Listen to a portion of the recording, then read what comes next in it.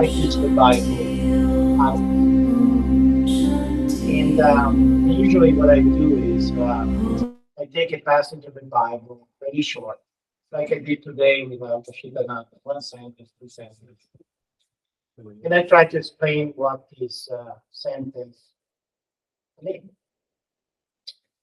And I try to deliver the idea that the Bible is very rich, and sometimes we touch on the surface of the meaning, but in reality, the meaning is much, much, much deeper than that. And again, 20, 25 minutes, and then I do today. There is a question and answers. And usually the questions are absolutely nothing to do with what I did. I'll give you a few examples. So one of the things that I try to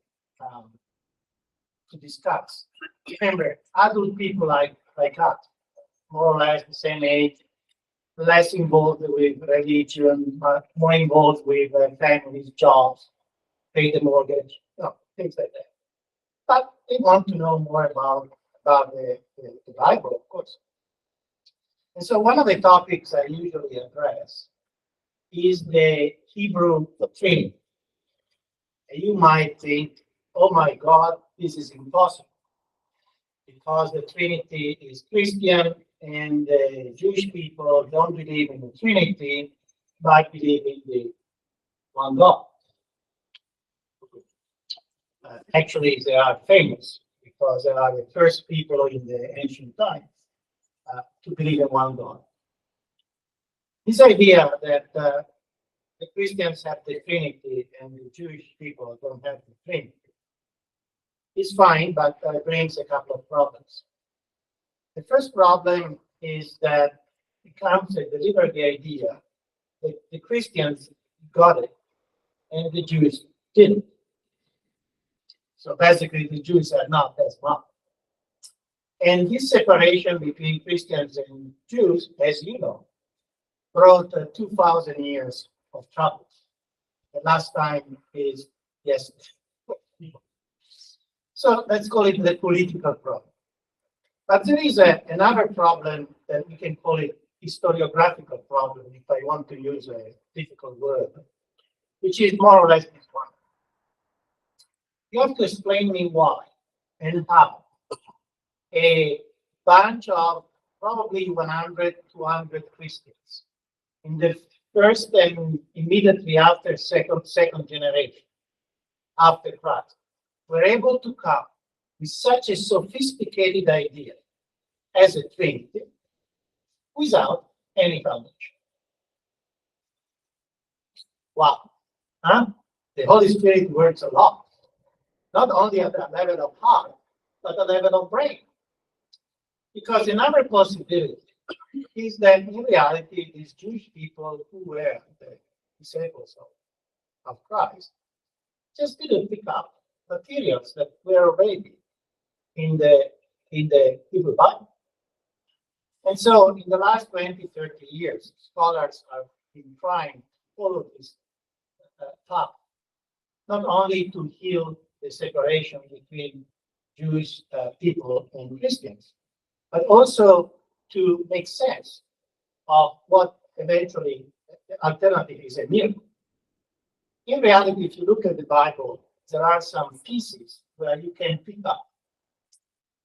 And smart people like St. Paul and others can refer in the what we call the Old Testament to eventually develop this idea of the Trinity. So why, you ask why you're talking about that?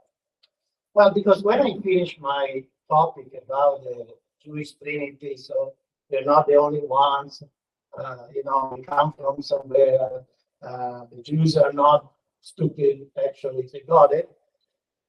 The questions I receive are more or less different. If I don't, I go directly to heaven or I have to wait. Another question is, but if I resurrect and the grave is heavy, how can I to have a resurrection. So you might think that I'm criticizing the common people, the ordinary people. Absolutely, I'm not doing that. What I'm trying to say is different. What I'm trying to say is that ignorance about the Bible is enormous. Is enormous. We know everything about other things, but we don't know the Bible. And of course, there are historical reasons that has nothing to do with us, but 5 centuries ago, when Christianity decided to one side to focus on the Bible, the Protestants, and the Catholics decided to focus on the Eucharist. And this is the separation which we live today. But go back to Chitananda. He was old-fashioned. He grew up in an old-fashioned monastery in France. Actually, it was a new foundation inside the Benedictine order. It was looking back at the medieval time. As you probably know, it was Avashitananda was enchanted with the Gregorian chant because he needs congregation. So we are very focused on Gregorian. Because the Gregorian does exactly what I was trying to explain this morning. So it allows to step back from time and find himself in a different kind of time. Anyway, what I'm trying to say is you can ask me whatever.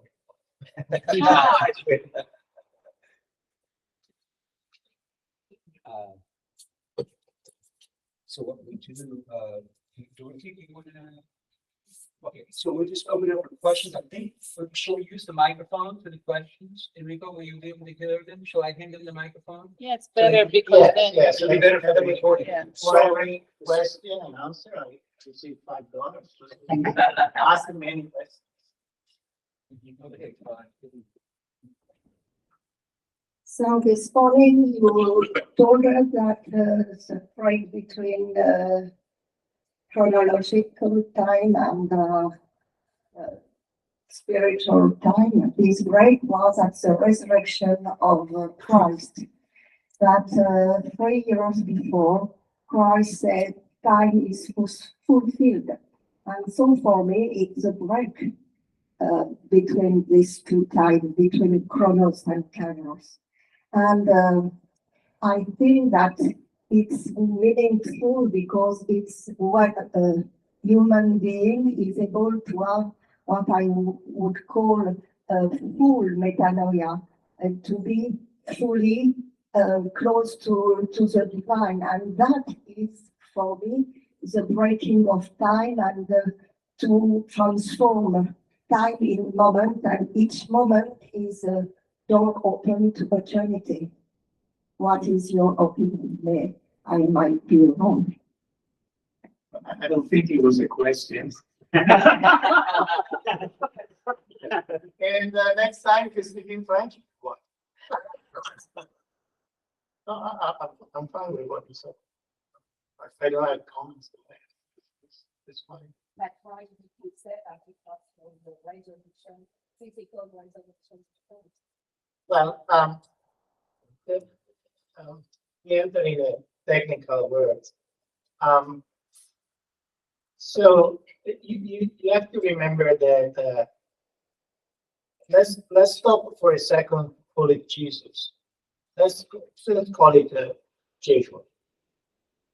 Become easier. Joshua was a Jew, and his language was the language of the Jews. So today I spoke about eschatology, basically the time between now and the end. And this is not something that is only Christian. Actually, the Christians borrowed the idea from the Jews. The original idea from the Jews was that there is a first thing, becomes the Messiah. The second thing comes the end. So the Messiah, however, in Judaism is a political Messiah. It means that we live in this world, in this time, the Messiah comes. He changed the political structure of the world. And when this is done, which basically means all the nations become part of Israel, so this is what the message is. Only at this point, there is the end, and the kingdom of God comes. Kingdom of God is not a notion that comes from Christians. It's a notion that comes from the Jews. And so at the end, the kingdom of God comes, and there is the transformation. What I tried to explain this morning,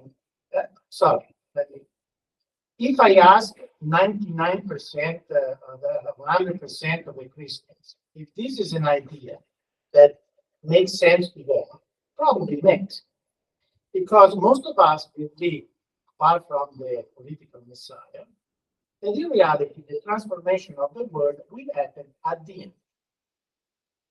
This is the point. And there are reasons for that. There are also historical reasons. As you know, the first generation of Christians were waiting for the second coming that was supposed to be imminent. Then the second coming didn't come. And so step by step, they build this history of salvation. It goes from the first coming of Christ to the second coming. So you can interpret the words of Jesus, the time is fulfilled, as the Messiah has come, and not necessarily the change of the world has come, has changed. Now, St. Paul and others, for example, John the Evangelist and others, have a different idea, because as usual, they work on the gospel, and the gospel was built in those years. And plus, the gospel, as you know, there is another problem from where it comes, is we have exactly what has been said and so on. But forget this part. Anyway, St. Paul and John the Evangelist have a different interpretation of these words. The words you just said. They forget the political Messiah. But it's not that the transformation of the world happens at the end. The transformation of the world has been already happening. Why? Well, their idea is if God comes into this world, the world is no longer the same. Which, by the way, in my opinion, makes perfect sense. If God is over there and we are here, this world is something. But if for whatever reason God started walking on the street of this world, of course the world has completely changed. How it's been completely changed? Well, it's no longer the natural social world we know, but it's been infused spiritually. Not just some of us, not just Ashitananda and a few other lucky people. Right here. Now, here, everywhere. The grace is everywhere. That is the powerful vision of St. Paul and John and Mark, for example. So if this, for example, if you accept this idea just as an hypothesis, well, if the grace is everywhere, if the Spirit is under this state, if we live in a completely different world, what else are we trying to do? What else we need to do? If everything already happened, if the world has been already redeemed, and we are already saved, honestly, what else do you want to put in the agenda? And in this case, that word that we have just said had a completely different meaning. Is this clear? So it depends from which angle you read these words.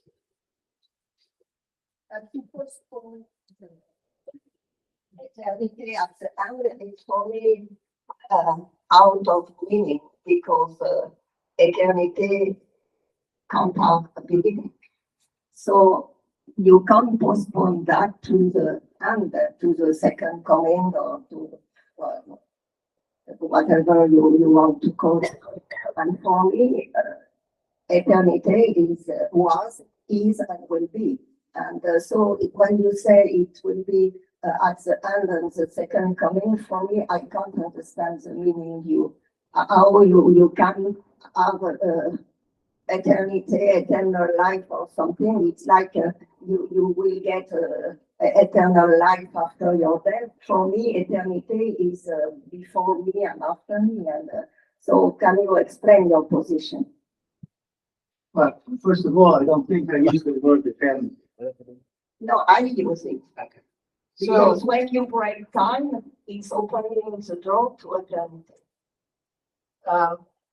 Well, I really appreciate this question because of this comment, let's say. Because today, this morning, I tried desperately to play with words and not say eternity. In fact, this morning, I never said, when there is no time, there is eternity. I said, when there is no time, chronological time, there is a different time. I never said eternity. And I tell you why I never used the word eternity. Because man has nothing to do, man means capital letter, man and women, have nothing to do with eternity, clearly, because we die.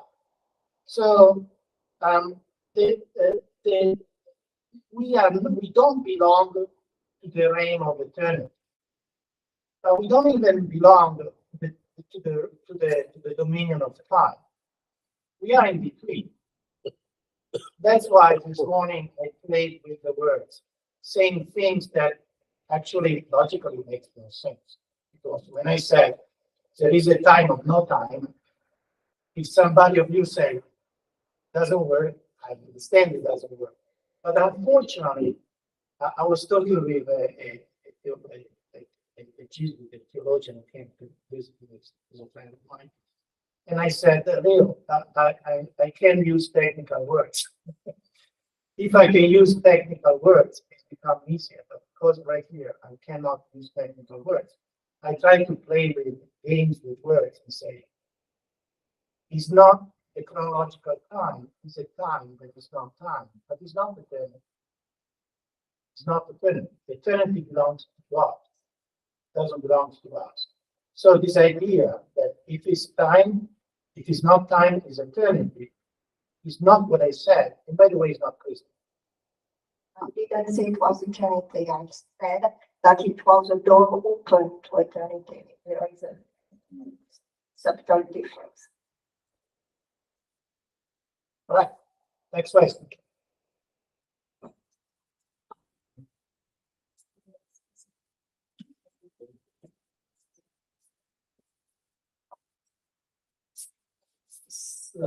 Big one, not difficult questions.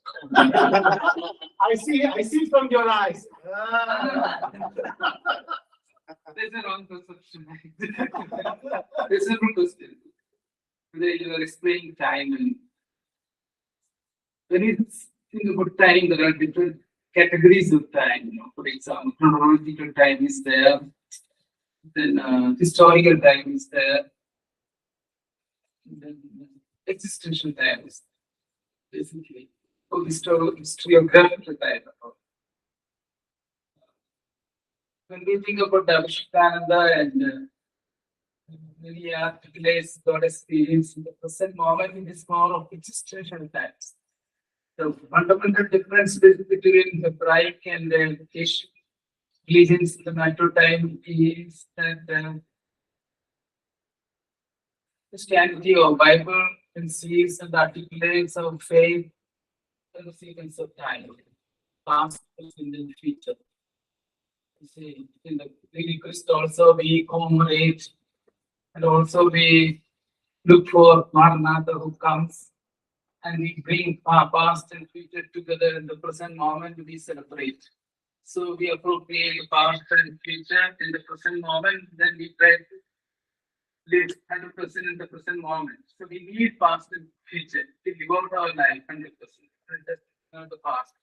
And nowadays, the postmodernists used to say that we have to live today. The now is the most important moment, most important time. Now is our new, now is a threshold to charity, etc. Generally speaking, Asian religion speaks about existential time. That's more important now. So they forget about history. That's the basic problem. But for us, history is also very important because this moment has come not from nowhere. No? It is very much integrated to the historical process, and this moment becomes a kairos because at a point in time, because we remember the past deeds of God, and also we think about a scripture who comes, scripture the future is not an empty space full of God's promises and benediction. So this moment becomes a sacred moment and sacrament because of this kind of approximation. And that way, we can say this moment is eternal. So, recently I went to Egypt, however, I have seen a board. So much is like, now is the threshold to eternity. This is the moment. This is a wonderful book from the point of view, sacrament of the moment. This moment is very precious, but it is not an isolated one. That moment doesn't stand alone. It is connected, theologically connected. So our problem, as far as I understand, we are always living in psychological time. Such a psychological time never exists. It's so much unconscious, no? Or that, no? To come to the present moment, this Buddhism and the Asia, I am a student of Buddhism and Hinduism. Yeah, sometimes I find that you have to correct me. Sometimes I think that their religion is more psychological. They are not connected to history. They don't like in our faith. They are not responsible to the people around. That's a different. That makes Jesus different from other religions. This moment, this history, this moment, God has told me very precious. I'm responsible. And also the person. That kind of thing is that they go to forest and desert places and they wanted to have self-realization. And it is through self-realization they wanted to have God realization. They are not worried about it. Just say for others. No. They are more interested in growth in their own salvation of the. So they wanted to live in a kind of time in the now, deprived of past and future. That's not the real thing. So this makes the whole difference between Christianity and the Asian religions. This moment is a sacrament, and this moment is eternal. If it all we go to eternity, what is there? There is no past and future. There is only now, that we can have now itself. We live in an eternity. About that. So now is our new. Actually, we live one step, one breath, and one moment now. These are the three things we have now. That's all we can do. But we can live in this present moment, 100% responsibility in past and future. So that's how I look at it. The time, not only that, then in that case, there's no time at all. In Einstein narrative, there is no time at all. Absolute space, there is no time at all, actually. Now the whole thing is moving in terms of space. We're moving from age of time to age of space. So we have to be very spacious, simultaneous, inclusive, and become responsible to the every fiber of reality. Like that goes on the top discussion conversation today. So I didn't really understand when you said that the time, chronological time has no any meaning at all. It's not interpreted time. It's a chronology, of course. Unless and until we interpret these chronos, then only it become kairos. So when the kairos we can have kairos only when we participate in the historical process. So when you look at all these things, God is not a kind of not out there in isolation. He's a becoming God. So I am who I am. So he's always becoming. He cannot be that. It's a karma. It's taking. So whether we bring it time and space there, basically, these are some human articulations. Basically, I was reflecting on what you say. It's not a question. Some questions are there. Some answers are there. I'm just trying to. I look at time and space in this way from the critical point of view. So this problem of yeah, we come and go like a it's called the very problem of time just disappears when we deeply immerse ourselves in the present moment, taking the responsibility of past and future. And Jesus himself says that you can never become my disciples if you don't know that I am who I am. So he has said, this moment is the most important sacrament for us. This moment. So it's not a chronological time, it's a theological time. The moment, it's a title of it.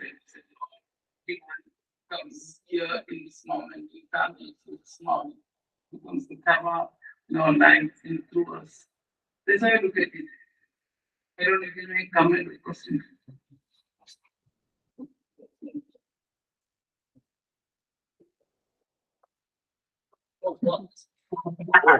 He didn't ask anything. He said what he wanted to say, and it's fine.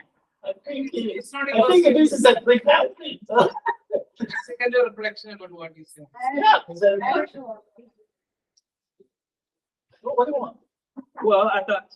You want the comment? Yeah. Yeah. A comment of the comment. Yeah. Okay. So I think the point. I think the point you are coming from. You have to understand the point from I come from. Your point is I live in an environment where other religions disqualify time and history. So for me, it's very important to remember that Christianity is an historical religion, and you are absolutely right. There's nothing you can question about that. Jesus Christ was coming, walking, sleeping, so clearly. And you have also to understand the point from where I look at this story, which is what I tried to explain this morning. So the idea that we constantly live in this, I would call secular, chronological time and secular are exactly the same thing. And so we lost the ability to see that there are different kinds of time. So that is my point of view. I have less the problem to identify myself in relationship to other religions. And rather, I'm trying to differentiate myself as a Christian from the secular world. So that is the difference from where it comes. That said, let's look at the first Christians, because if we go there 2,000 years ago, it's probably easier to explain what is the problem. So I am a first or second generation Christian. Most of the time, I'm probably Jew, maybe I'm Gentile, but let's say I'm Jew. I am part of the Roman Empire, and I strongly believe that guy, Joshua, is the Messiah. I perfectly understand that he's not a Jewish Messiah. I'm Jew, he's Jew, but I got it. He's not the political Messiah. He's really God coming as a Messiah. Okay. But I'm still in the colony, and I'm still under the Roman Empire. And I'm not that. Which basically means that I have to go to work, I have to pay my taxes, I have to go to school to pick up my kids, I have to get married, I have to celebrate the funeral, but at the same time, I know that the end has already come, in the sense that I'm already living in a different world, in an eschatological world. I'm already living in a resurrected world. how can I mix these two things? On one side, I'm saying I am in another dimension of time because, again, I can see, we have to imagine that the first generations of Christians lived in a world, in an environment that it was very supernatural. They believed a lot in spirits, they believed in the supernatural, they believed in grace. And so I live in this environment, but I still have to go to work and pay my taxes. And I don't have to pay my taxes now. I have to pay the taxes next week, Tuesday. And so I have two times to deal with. One is the chronological time, the time to go to pay taxes, the time to go to sleep, the time to kiss my wife, the time to go to the church, basically at home. And on the other time, I have a time to stay with God, to make the liturgy, and be in this, as I call, time of no time. And I have to mix these two things. That is what what was the Christian time, a multiplicity of temporalities. And these generations of Christians were able to switch from one temporality to another. My point this morning was that we lost this ability. We Christians. Probably the Buddhists and the Hindus are 10 times better than us, but we lost this ability to manage to be on two levels at the same time.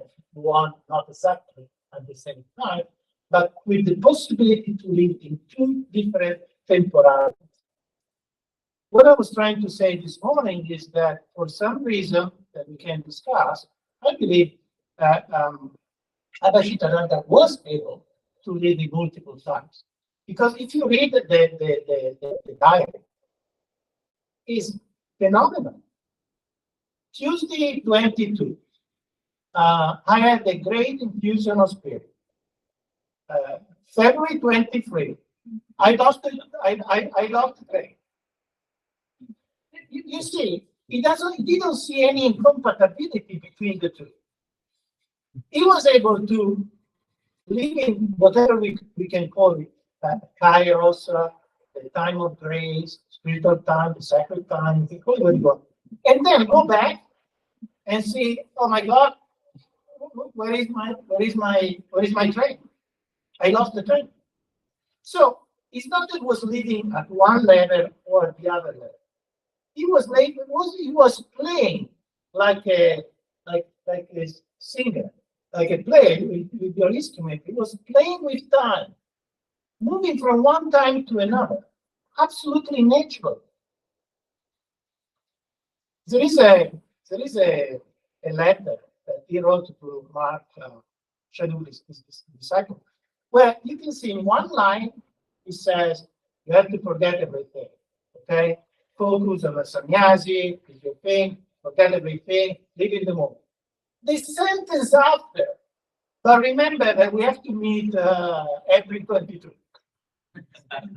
And if you read this thing rationally, as a Western guy, rationally, logically, you say, oh my God, he didn't know what he was saying. Because it's illogical. But actually, it was very logical from this point of view. Because he was saying, we live in I don't like the word dimension because it's but really in two different frames of time.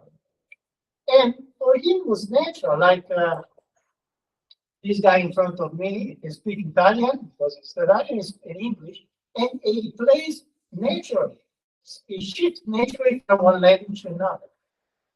And I think Abhashitananda was able to shift naturally from one time to another. I want to add something. Somebody might say, but how did this? It was the spiritual experience we had. It was because he spent so many years in India. It was because he was half a Christian, half a Hindu. I want to disappoint you, greatly disappoint you. I think it was his monastic training, and I tell you why. Because he came to India at 38.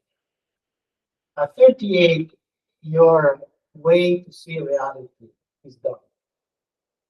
But he was lucky enough to develop his monastic vocation inside this old-fashioned monastic congregation with all the problems of the old-fashioned monastic congregation, of course, but with the ability to reach the richness of Christianity of the early times. So that is my 5 cents explanation.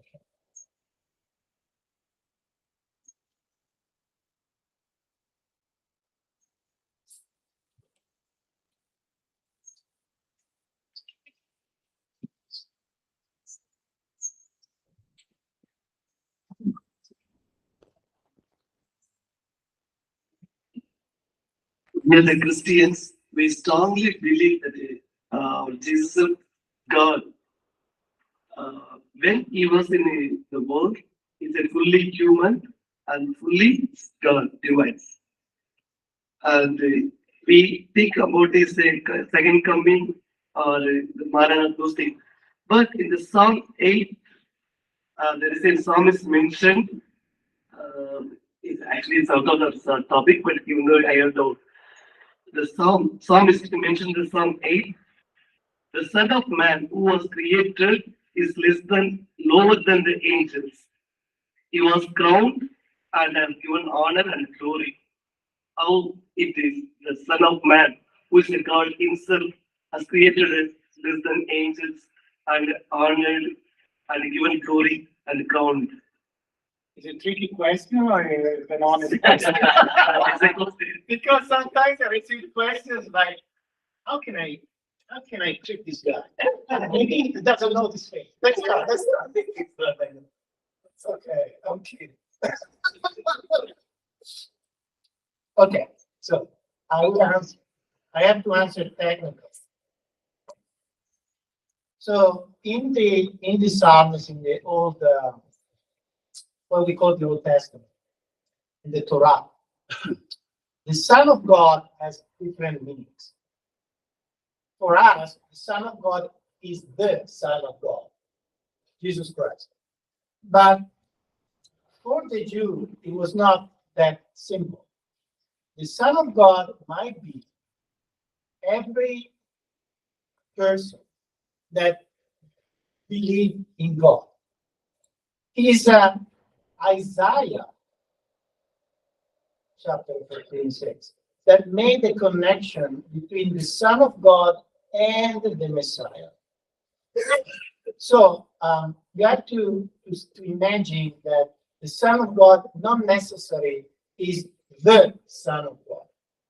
Then there is the problem of the angels. So if you read Genesis 1:28, you will find a strange story. There are many different strange stories in the Torah, in the Jewish Bible, Old Testament. There is a strange story. But this story is just one of them, and try to explain. So the story more or less goes this way. There is, I think it's Abraham, and there is the angel of God, the angel of the Lord. Is the angel. And so the angel says, so, how's going on, Abraham? Hey, I have problems here and there, and, I need help. And the angel answers, why? You don't trust me? And you say, no, sorry. Angel must answer, you don't trust God. Because angels are messengers. But the angel answer, you don't trust me? It's more complicated than that, of course. I try to make it simple. And there are many passages. I think there are 32 passages in the Torah in which the angel is acting like an angel. So he brings messages from God, the humans, and vice versa. And he's acting as in first person. So who is this first person who is talking as an angel? And the answer is God. God takes the form of an angel to speak to Abraham. And you say, how can you say that? But one reason is because you have to read the Hebrew original, and you can see that. But in reality, you have to imagine that the old writers, 3,000 years ago, were trying to communicate that the angel is an angel, but is also God. Not because God is an angel, of course, but because God can take the form, spiritual form, of an angel. Exactly like he takes the form of the bush. But this poor writer has to communicate this idea that the angel is an angel, but is also God. And how he does that? Considering that unfortunately the Hebrew language has some kind of constraints. Well, he asked the angel to play first in third person. I will talk to God. And then as a first person, talk to me. So, going back to your point, when he says the Son of God will be inferior to the angel, who is this angel? You see the point? All right, answer.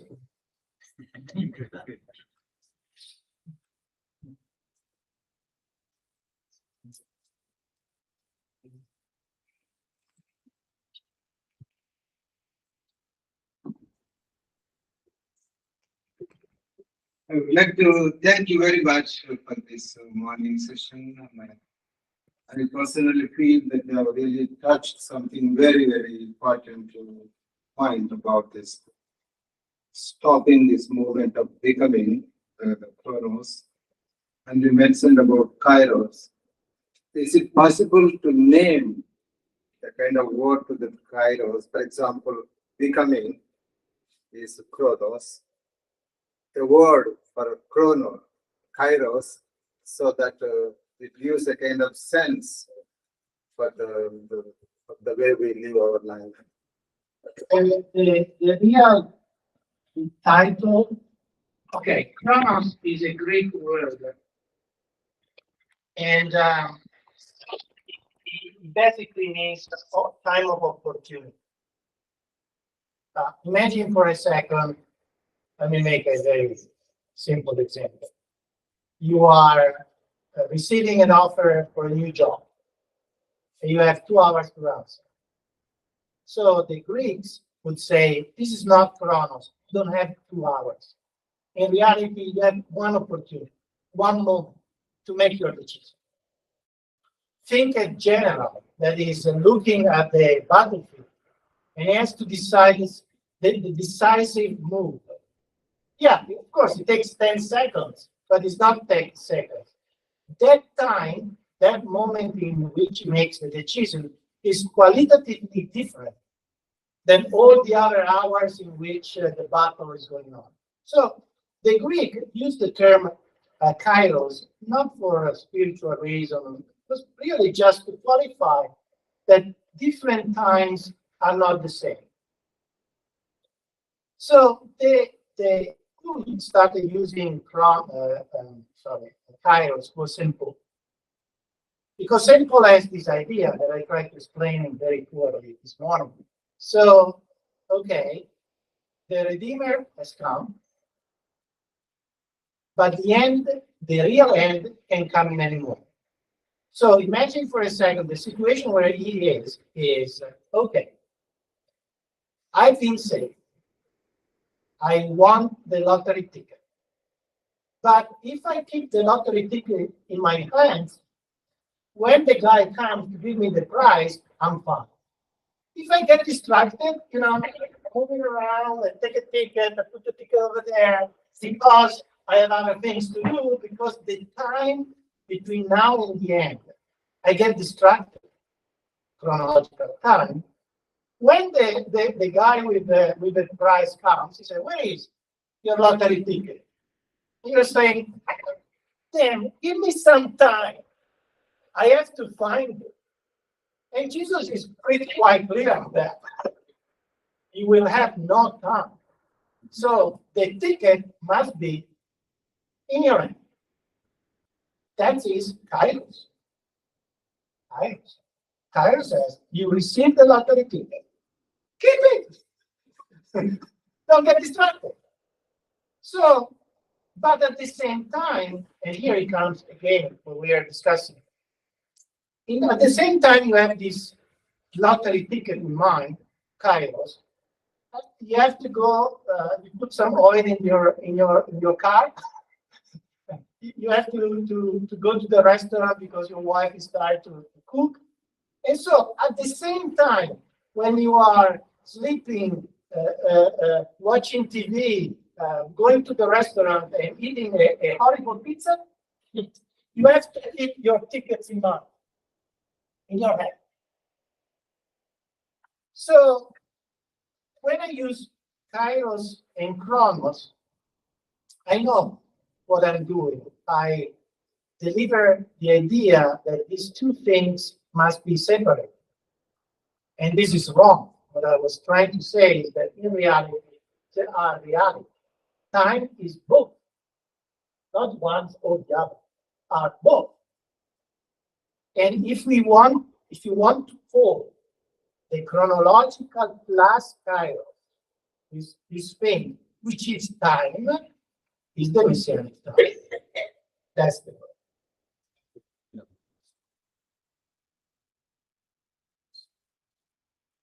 We have time for one more question. No? Isn't it mentioned in that line, the children of Christ to Israel made a statement. Bible says everything has got a time. Now it's the time for war, so we engage in the war. Justifies this war in terms of the Bible. Is it a chronos or kairos? This is a tricky one. So of course, by the way, I didn't hear this story, so take it from me.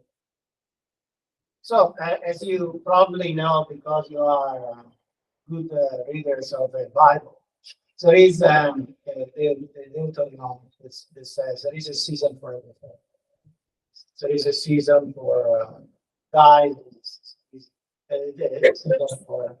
So I think Netanyahu was referring to that. So I was trying to say there is a season for. However, in theological terms, season is kairos. Because season in Hebrew is not spring, winter, Right. summer. This is chronos. I feel insulted by that. Anyway, the season is the moment of opportunity. So also season, and so it might be possible, but I don't know. That he thinks that this is the moment, the opportunity of God. Yeah. All right.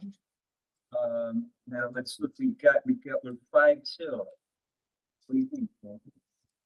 It's 3:55 now. Would you be able to take another question?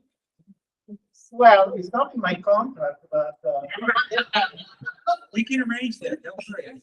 I will call the unions. Anyone else? Anyone else?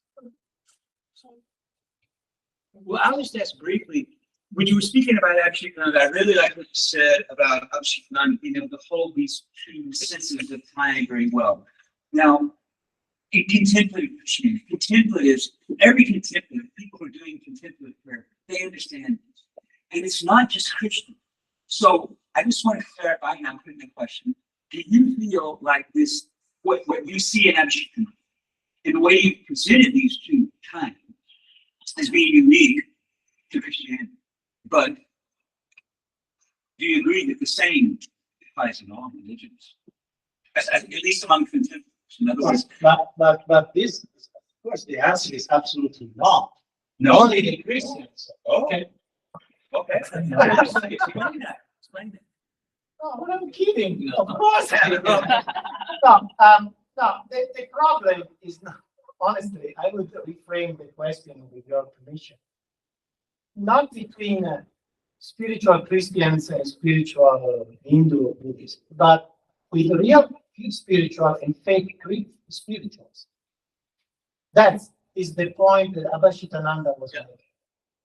So I was not making that if you are a Christian, you can reach the spirit. Sorry, let me rephrase. If you are a Christian, the spirit speaks inside you, and if you are not, it does.